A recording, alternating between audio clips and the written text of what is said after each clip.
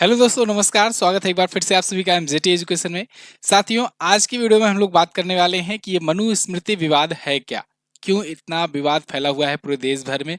Social media पर लेकर के तरह तरह की बातें चल रही हैं।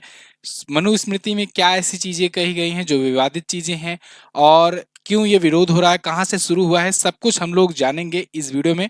बहुत ही आसान भाषा में आपको समझ में आ जाएगा कि ये मनुस्मृति ग्रंथ है क्या, इससे रिलेटेड जो विवाद अभी उठा है, क्यों उठा है, कहाँ से उठा है, सब जानेंगे। तो शुरुआत करते हैं बिना किसी देरी के। आपसे रिक्वेस्ट है, अगर आप चैनल पर नए आए हो, चैनल को सब्सक्राइब जरूर कर लो, क्योंकि ऐसे ही यहाँ पर आसान भाषा में समझाई जाती हैं चीजें।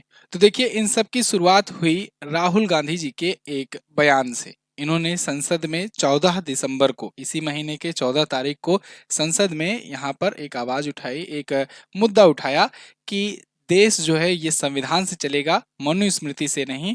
और जो वीर सावरकर थे वो मनुस्मृति को मानते थे, संविधान का वो अपोज किया करते थे। तो ये बात लेकर के इन्होंने उठाई। तो यहाँ पर कांग्रेस का ट्वीट भी आप देख सकते हो, 14 दिसंबर का आया कि लड़ाई इन दो किताबों के बीच की है, संविधान बनाम मनुस्मृति। अब ये मुद्दा यहाँ पर छिड़ा। इसके बाद इस मुद्दे को लेकर के यहाँ अमित शाह जी का एक बयान आया। जब इनकी बारी आई बोलने की, तो इन्होंने 17 सितंबर को बोला संविधान में, संसद में।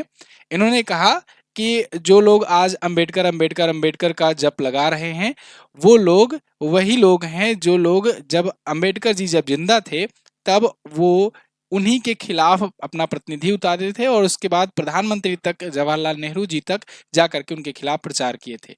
इसके अलावा 3 प्रधानमंत्री अपने अपने ही कार्यकाल के दौरान खुद को दे लिए भारत रत्न, लेकिन अंबेडकर जी को भारत रत्न से वंचित रखा गया, जो कि इनकी अलायंस वाली सरकार ने दिया। ये बयान इनका है, अमित शाह जी का, संसद में। यहाँ पर आप जनसत्ता का आर्टिकल भी देख पाओगे। यहाँ पर इन्होंने कहा है, कांग्रेस नेताओं ने खुद को भारत रत्न दिया। अमित शाह बोले, इन्होंने बाबा साहब को चुनाव हरवाया, सच सामने आने पर भ्रम फैला रहे हैं। कांग्रेस अंबेडकर विरोधी है, ये कहकर इन्होंने प्रेस कॉन्फ्रेंस की। अब इसको लेकर के कांग्रेस और उनके जो भी विरोधी विपक्ष वाली पार्टियां थी, वो सब आ गई एक साथ, और उन सब ने क्या किया कि गृह मंत्री का इस्तीफा मांगना शुरू कर दिया। और संसद के सामने काफी विरोध भी हुआ, प्रदर्शन भी हुआ। और उसके बाद उसी में एक बीच में अभी आपने देखा कि कुछ ऐसे एक्सीडेंटल टाइप की भी घटनाएं हुई। खैर, उस पर हम लोग नहीं जाएंगे, हम लोग मुद्दे पर आएंगे। ये मैं एक भूमिका आपको बना रहा हूं, जिससे आपको पता चले कि कहां से ये विवाद आया है। तो 18 और 19 दिसंबर को यहाँ पर कांग्रेस ने अनाउंस किया कि हम लोग गृह मंत्री का इस्तीफा मांगेंगे। और हफ्ते भर इस अपमान, जो अपमान किया है इनके अकॉर्डिंग, गृह मंत्री जी ने अपमान किया है अंबेडकर जी का, और उन्होंने भगवान से तुलना की है, तो इसको लेकर के वो उनका इस्तीफा मांगेंगे, और सप्ताह भर अंबेडकर सम्मान सप्ताह मनाएंगे। ये कहना था कांग्रेस के अध्यक्ष मल्लिकार्जुन खड़गे जी का। अच्छा, अब ये सब चीजें चल ही रही थी, पूरे देश भर में इस पर चर्चा हो रही थी। इसी पर चर्चा करने के लिए टीवी में एक डिबेट चल रहा था।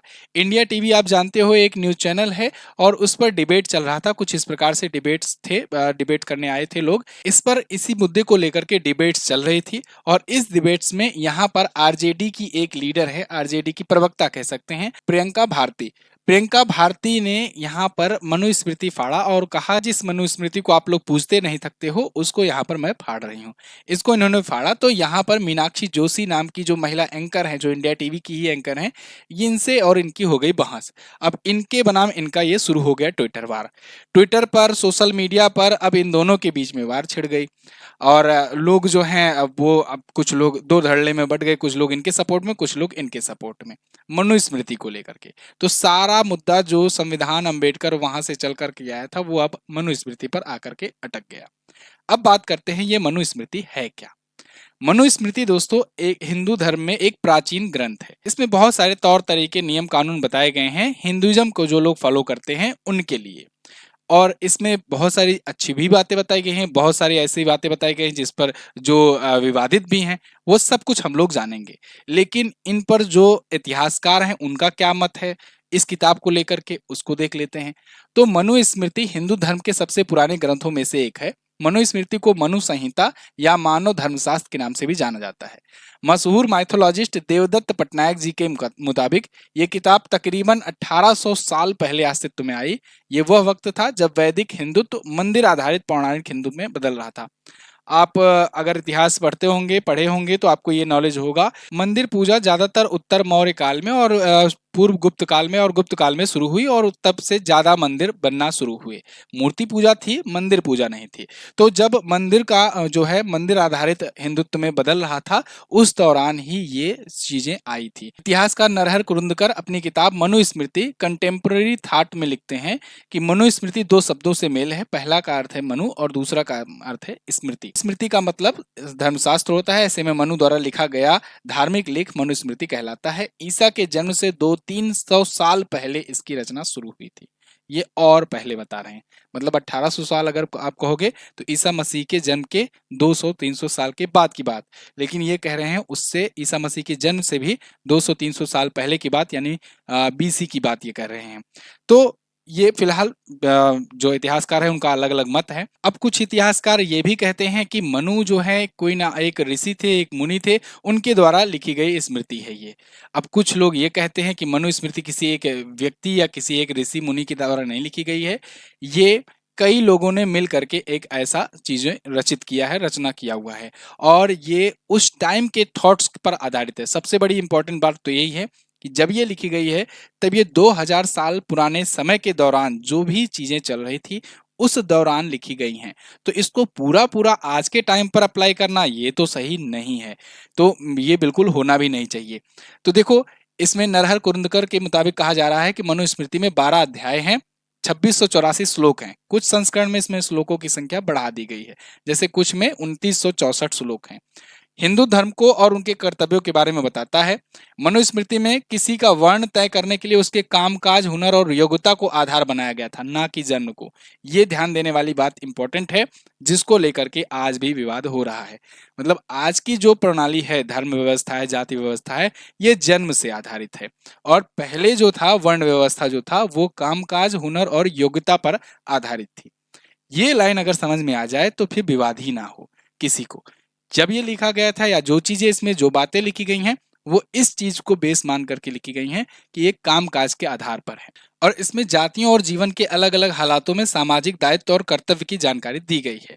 साथ ही अलग अलग जातियों के पुरुष और महिला से जुड़े पर्सनल और प्रोफेशनल नियम कायदे भी यहाँ पर बताए गए हैं। ये इतिहासकार नरहर कुरुंदकर ने कहा है। देखो, यहाँ पर जो भी चीजें, जो भी डाटा मैं दे रहा हूँ, कोई भी इसमें अपने मन से नहीं दे रहा हूँ। सबका लिंक आपको डिस्क्रिप्शन में मिल जाएगा, और सबका मैं जगह जगह लोगो वगैरह भी लगा दिया हूँ कि कहाँ कहाँ से किस किस न्यूज चैनल से क्या क्या चीजें ली गई हैं। तो आपको बाकायदे मतलब ध्यान देना होगा। जैसे ये दैनिक भास्कर से लिया गया है ना, तो इसमें आप कोई पर्सनल कमेंट या कुछ ऐसा वैसा मत कीजिए। इसमें अपने मन से मैं कुछ बोल नहीं रहा हूँ, सारा चीजें पब्लिक डोमेन में अवेलेबल है, आप खुद चेक कर सकते हैं। तो देखिए, मनुस्मृति के 12 अध्यायों में क्या क्या चीजें लिखी गई हैं उसको हम लोग देखने का कोशिश करते हैं, और जिसके बाद आपको अच्छे तरीके से समझ में आएगा। पहले अध्याय में कहा गया है प्रकृति के बारे में, प्रकृति के बनने, 4 युगों, 4 वर्णों, उनके पेशों, ब्राह्मण की महानता, इन सबसे जुड़ी जानकारी है। दूसरा अध्याय, इसमें ब्रह्मचर्य और अपने मालिक की सेवा के बारे में बताया गया है। तीसरे अध्याय में शादियों की रस्मों, रीति रिवाजों, इसके अलावा श्राद्ध से जुड़ी जानकारी, ये सब है। चौथा अध्याय गृहस्थ धर्म, खाना खाने के नियम, 21 तरह के नरकों के बारे में इसमें बताया गया है। 5वें नियम में बताया गया है कि महिलाओं के कर्तव्य क्या क्या हैं, उनकी शुद्धता अशुद्धता का जिक्र किया गया है। 6ठे अध्याय में संत के बारे में बताया गया है, उनके गुणों का जिक्र किया गया है। 7वें अध्याय में राजा के कर्तव्यों का जिक्र है, उसके शासन के बारे में बताया गया है। 8वें अध्याय में अपराध, न्याय, वचन और राजनीतिक मामलों की जानकारी दी गई है। 9वें अध्याय में महिला पुरुष के संबंधों और पैतृक संपत्ति के बारे में है। 10वें अध्याय में बताया गया है कि अगर एक वर्ण का व्यक्ति दूसरे वर्ण में शादी कर ले तब क्या होगा। 11वें अध्याय में कहा गया है कि इसमें पाप कर्म के बारे में बताया गया है। 12वें अध्याय में 3 गुणों और वेदों की प्रशंसा की गई है, और ये सब जो है देखिए मनुस्मृति कंटेम्प्रेरी ऑफ थॉट्स नाम की बुक से लिया गया है, जो कि नरहर कुरुंदकर ने लिखा है। तो इनके अनुसार ये चीजें हैं। अब बात देखो, इसमें कुछ अच्छी भी बातें कही गई हैं, कुछ बुरी भी बातें कही गई हैं। अब जो लोग को राजनीति करना होता है, जिन लोग को विवाद खड़ा करना होता है, वो लोग क्या करते हैं, जो बुरी बुरी बातें होती हैं उसको उठाते हैं और उसके बाद फिर विवाद खड़ा करते हैं, अच्छी अच्छी बातों को इग्नोर कर देते हैं। आज मैं आपको अच्छी बातें भी बताऊंगा, बुरी बातें भी बताऊंगा इस किताब की, ठीक है ना। अब ये आपके ऊपर है कि आप इसको किस प्रकार से लेते हैं। जैसे यत्र नार्यस्तु पूज्यन्ते श्रमन्ते तत्र देवता, यत्रेतास्तु न पूज्यन्ते सर्वास्त्र त्राफला क्रिया, यानी कि जिस कुल में नारियों की पूजा होती है, देवता का निवास वहां होता है, उस कुल में दिव्य गुण, दिव्य भोग, उत्तम संतान होते हैं। जिस कुल में स्त्रियों की पूजा नहीं होती, वहां के जनों की उनकी सारी क्रिया निष्फल होती है।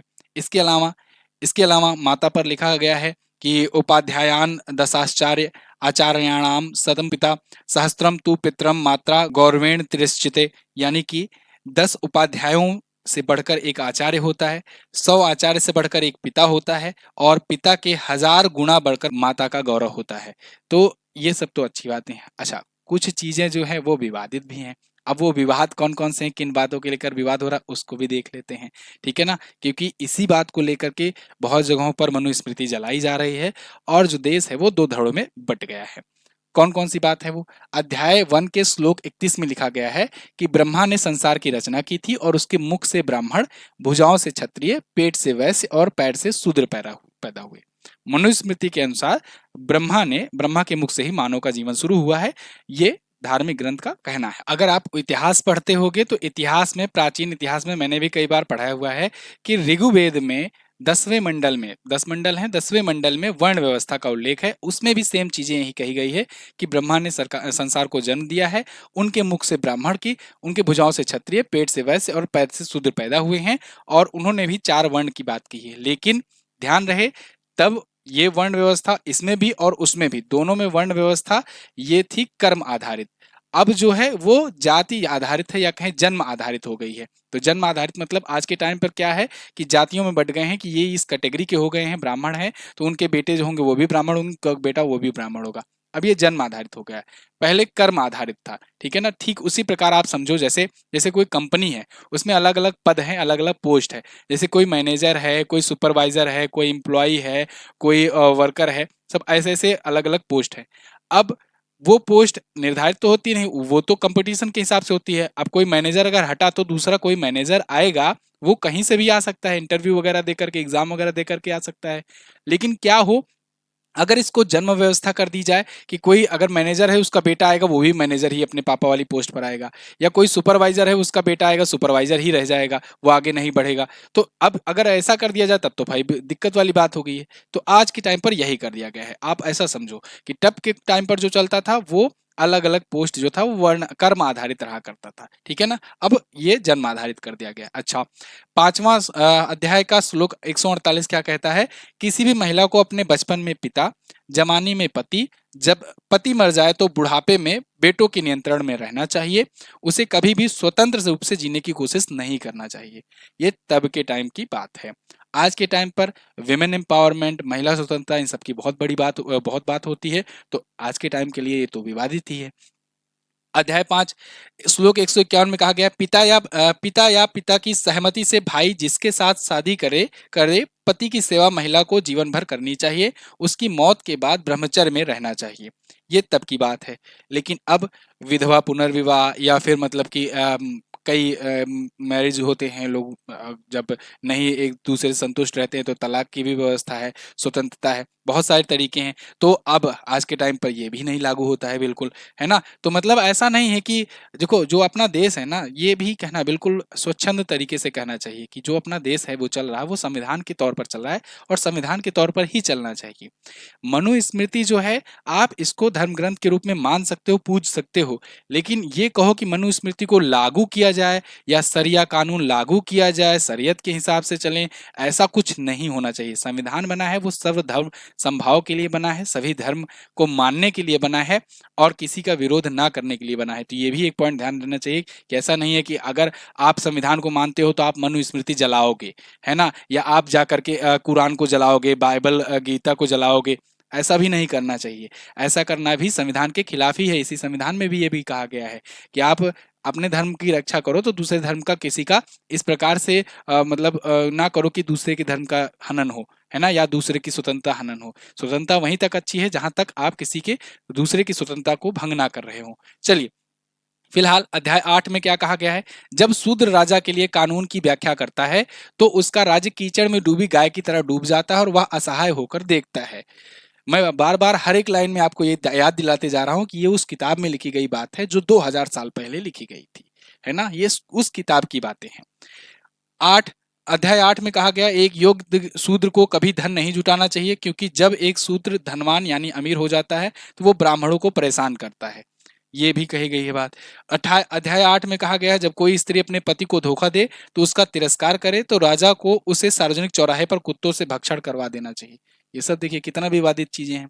अध्याय 9 में कहा गया है, शूद्र का सबसे बड़ा धर्म यह है कि वह वेदों के ज्ञाता, विद्वान, गृहस्थ और सम्मानित ब्राह्मण की सेवा करे।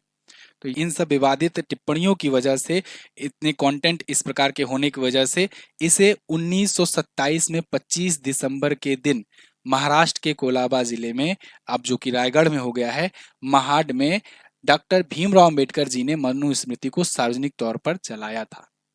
और 25 दिसंबर देखिए, अभी 25 दिसंबर जस्ट आने वाला है, इसीलिए उसके पहले ये सब चीजें माहौल बन रहा है, राजनीतिक माहौल बनाया जा रहा है। ऐसा कर अंबेडकर ने जातिवाद और सामाजिक भेदभाव का विरोध किया था। जब इन्होंने ये जलाया था, तब तो डॉक्टर भीमराव अंबेडकर जी ने ये करके जलाया था कि जातिवाद नहीं होना चाहिए, सब जातियां एक होनी चाहिए। लेकिन आज के टाइम पर जो ये चीजें की जा रही हैं, इसके रूप में जो विवाद फैलाया जा रहा है, वो अलग अलग तोड़ा जा रहा है, तोड़ने के लिए किया जा रहा है।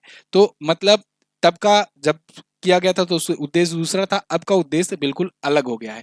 मैं ऐसे ही रिसर्च कर रहा था तो एक ट्वीट मुझे देखने को मिला और काफी मतलब इंटरेस्टिंग देखने को मिला कि देखो ये सब जो चीजें लग रही ना, ये पब्लिक जो लोग लड़ रहे हैं या कुछ लोग बहकावे में आ जाते हैं, देखते हैं कि हाँ ये सोशल मीडिया पे ये पोस्ट हो रहा है या अपना व्हाट्सएप स्टेटस लगा करके दूसरे लोगों को, अपने दोस्तों को जला रहे हैं, कुछ भी कर रहे हैं। तो ये सब आप लोग बस केवल लड़ करके उसका हिस्सा बन रहे हो। ये राजनीतिक पहलू हैं, राजनीतिक चीजें हैं और उनके बड़े बड़े ऐसे सब आईटी सेल वगैरह लगे हुए हैं। इनके आईटी सेल आपस में लड़ते हैं और वो जो चीजें दिखाते हैं वो चीजें आप देखते हो, कंज्यूम करते हो और अपनी धारणा बनाते हो, और आप आपस में लड़ते हो, अपने समाज को, अपने आसपास के लोगों को आप अलग अलग करते हो। ऐसे ही एक ट्वीट देखने को मिला, इसको देखिएगा, इंटरेस्टिंग है काफी ज्यादा। After Muslim appeasement politics, are we moving towards Dalit appeasement politics in India. अभी तक कुछ दिन पहले जब तक चुनाव था तब मुस्लिम अपीजमेंट की पॉलिटिक्स चल रही थी, हिंदू मुस्लिम और ये सब वगैरह, और अब देखो धीरे धीरे मूव कर रहा है दलित अपीजमेंट पॉलिटिक्स के तरफ इंडिया। तो फिलहाल इस पर आपकी क्या राय है, आप लोग कमेंट करके जरूर बताइएगा। और मैं तो आपसे यही कहूंगा कि भाई देखो, ऐसा है कि भारत सबका है, सभी लोग यहाँ पर रहते हैं, सर्वधर्म समभाव रहना चाहिए। आप अपने धर्म को मानते हैं, अच्छी बात है, लेकिन साथ ही साथ आपको दूसरे को भी सम्मान देना चाहिए कि वो भी अपने धर्म को मानता है। ये कौन सा अपने धर्म का मानना हुआ कि आप दूसरे धर्म का मजाक उड़ाओ या दूसरे धर्म को गाली दो तब हम अपने धर्म को मान रहे हैं? ये तो कोई तरीका नहीं हुआ।